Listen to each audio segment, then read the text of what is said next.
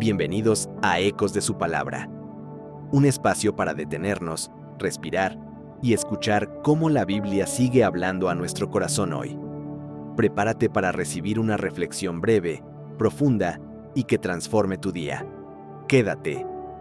Dios tiene algo para ti.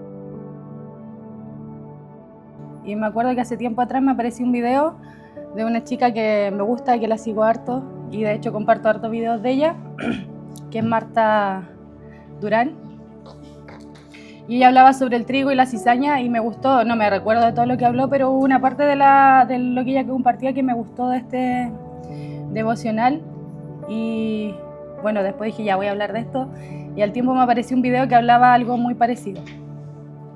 Y en Mateo 13, del 24 al 30, habla sobre el trigo y la cizaña y dice: le refirió otra parábola diciendo: el reino de los cielos es semejante a un hombre que sembró buena semilla en su campo. Pero mientras dormían los hombres, vino su enemigo y sembró cizaña entre el trigo, y se fue. Cuando salió la hierba y dio fruto, entonces apareció también la cizaña. Vinieron entonces los siervos del padre de familia y le dijeron: Señor, ¿no sembraste buena semilla en tu campo? ¿De dónde pues tienes cizaña? Él les dijo: un enemigo ha hecho esto. Y los siervos le dijeron: ¿quieres pues que vayamos y la arranquemos? Él les dijo: no sea que al arrancar la cizaña arranquen también con ella el trigo. Dejad crecer juntamente lo uno y lo otro hasta la siega. Y al tiempo de la siega yo diré a los segadores: recoged primero la cizaña y atadla en un manojo para quemarla, pero recoged el trigo en mi granero. Yo decía, ¿cómo podemos distinguir? La gente que probablemente sea de campo pueda distinguirlo, pero para uno que no conoce obviamente bien el trigo y la cizaña, no va a ser fácil distinguirla. Pero en el devocional que veía decía que el trigo, y de hecho después me apareció, el trigo da frutos. Entonces al dar fruto se carga y se inclina. En cambio la cizaña permanece erguida porque no tiene frutos. Y dice en Mateo 7:16: por sus frutos los conoceréis. Entonces la cizaña, que es lo que crece, son las personas que asisten generalmente a la iglesia pero no han recibido al Señor, probablemente no den fruto. Quienes sí reciben al Señor y tienen una búsqueda constante de su presencia, de leer la palabra, de orar, van a producir frutos.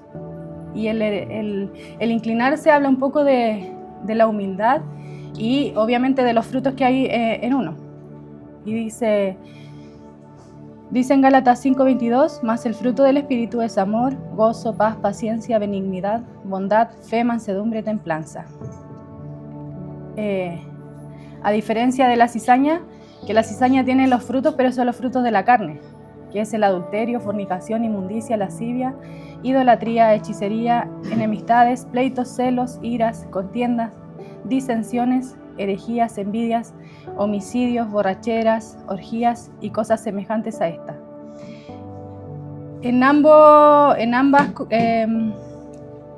este pasaje de Gálatas, nosotros tenemos la posibilidad de tomar uno de los dos caminos, ya sea seguir al Señor, buscarle y serle obediente, y por lo tanto nuestra vida va a producir fruto, o simplemente seguir los deseos de la carne, que también en ambos vamos a tener resultados, pero los resultados van a ser distintos, porque camino nos lleva a cada uno, ya sea tomar las decisiones de la carne o seguir al Señor. Y con respecto al otro video que me aparecía, veía cuál era la diferencia entre uno y otro, y es que a la hora de brotar la cizaña, uno le hace así y desaparece. En cambio el trigo, al hacerle así, quedan los frutos en la mano. Entonces yo hacía el análisis de esto y hablaba con respecto a las pruebas. Cuando el Señor nos prueba, quienes tienen frutos en el Señor van a permanecer independiente de las cosas que vengan. Los frutos que van a ver en cada uno van a hacer que uno permanezca en el Señor. Y en Romanos dice, Romanos 8:37, antes en todas estas cosas somos más que vencedores por medio de aquel que nos amó. A diferencia de la cizaña, que van a venir pruebas, y lo más probable es que teniendo cualquier dificultad, ya sea en la vida, en la iglesia, donde sea, van a desaparecer. No van a seguir el camino porque fueron vencidos por la prueba.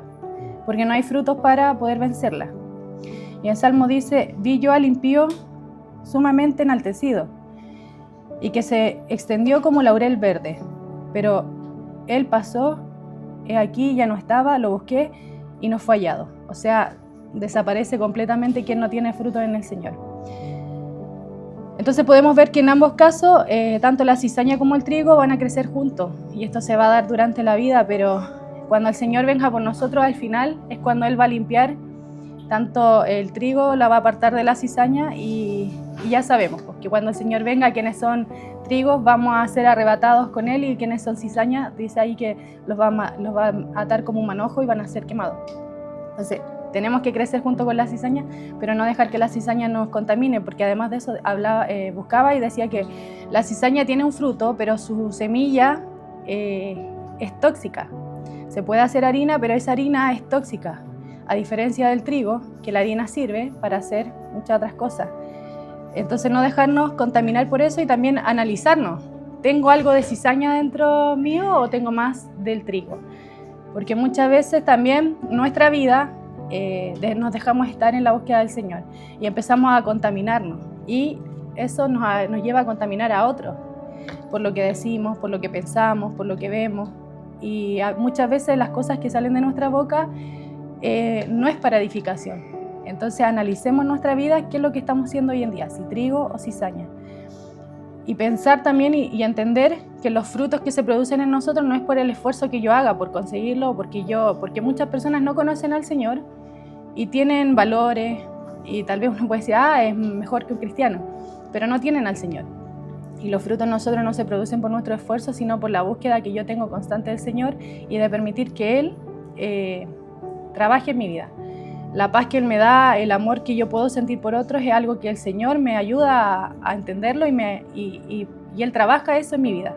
Porque si es por mis propias fuerzas, probablemente serían muy pocas las personas a las que yo podría amar. Porque obviamente siempre nuestro corazón está inclinado a hacer lo malo. Entonces les quería compartir esta parábola y que podamos buscar al Señor con todo el corazón. Las cosas que hay en nuestro corazón obviamente siempre son, la carne va a querer hacer lo malo, pero cuando estamos en constante búsqueda, eso ya no nos atrae, la maldad el pecado no nos llama, no nos atrae el pecado, porque nuestros ojos están puestos sobre el Señor. Así que eso les quería compartir, y cerremos los ojos para que estemos orando. Si esta reflexión te bendijo, te invito a seguir Ecos de su Palabra en todas nuestras redes. Comparte este episodio y ayuda a que más personas escuchen el mensaje. Nos encontramos en el próximo devocional.